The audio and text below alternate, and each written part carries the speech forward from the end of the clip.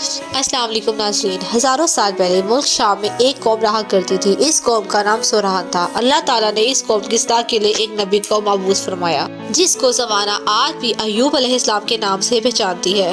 ناظرین، ویڈیو میں آگے بڑھنے سے پہلے ہمارے چینل کو لائک اور سبسکرائب ضرور کیجیے گا۔ آپ دیکھ رہے ہیں دور نظر سے تابینش کے ساتھ۔ آئیے ویڈیو کی طرف بڑھتے ہیں۔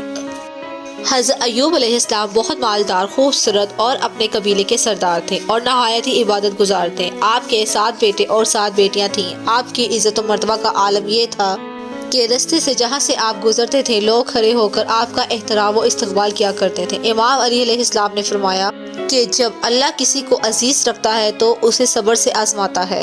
تو بس اللہ نے اپنے بندے ایوب علیہ السلام کا امتحان لینا شروع کر دیا۔ حضرت ایوب علیہ السلام کی ساری اولاد مر گئی اور ساری دولت ختم ہو گئی، اور اس کے ساتھ ساتھ اللہ نے حضرت ایوب کو ایسی بیماری دے دی جس میں ایوب علیہ السلام کا گوشت کرنے لگا، یہاں تک ہڈیاں تک اشانہ ہونے لگی۔ بس دنیا نے اپنا روپ بدلنا شروع کر دیا۔ وہ لوگ جو ایوب علیہ السلام کی عزت کیا کرتے تھے، وہ لوگ حضرت ایوب علیہ السلام توہین کرنے لگے۔ یہ کہنے لگے اللہ اس سے ناراض ہے، اللہ کا عذاب ہے، یہ کوئی نبی نہیں ہے بلکہ بے انتہا گناہ گار ہے۔ یہاں تک آپ علیہ السلام سے کوئی بات بھی نہیں کرتا تھا۔ کا نیک نواب مطمئن رہا اور مسلسل اللہ کی عبادت کرتا رہا اور شکر ادا کرتا رہا۔ لوگوں نے یہ فیصلہ کیا کہ جو بیماری ایوب علیہ السلام کو ہے ایسا نہ ہو وہ ہمارے بچوں کو ہو جائے۔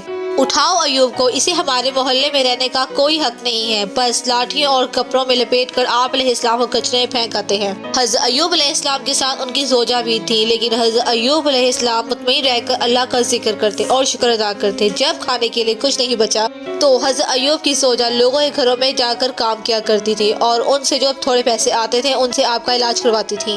لیکن آپ علیہ السلام اللہ کی ذکر و فکر میں مشغول رہتے۔ تاریخ گواہ ہے 12 ماہ یا 18 ماہ مسلسل حضرت ایوب علیہ السلام اس بیماری میں رہے۔ ایک دن آپ کی زوجہ نے کہا، اے اللہ کے نبی، آپ اللہ سے دعا کیوں نہیں کرتے کہ اللہ آپ کو شفا دے؟ حضرت ایوب علیہ السلام نے مسکرا کر کہا، مجھے بتاؤ ہم نے خوشحالی میں کتنے برس گزارے تھے؟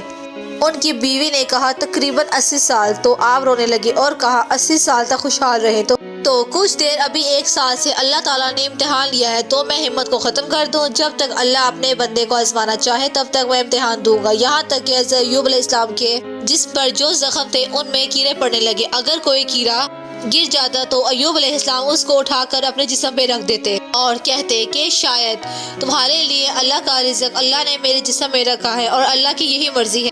تو بس جب لوگوں نے بھی حضرت ایوب علیہ السلام کی زوجہ کو کام دینے سے منع کر دیا، لوگوں نے کہا یہ ہمارے محلے میں آتی ہے، ایسا نہ ہو کہ ایوب کے ساتھ رہتی ہو، ایوب کی بیماری ہمارے بچوں کو نہ لگ جائے، اس کو بھی محلے میں نہیں بلائیں گے۔ ایوب علیہ السلام کی زوجہ رو رو کر کہنے لگی، اے اللہ کے نبی، اللہ سے دعا کریں۔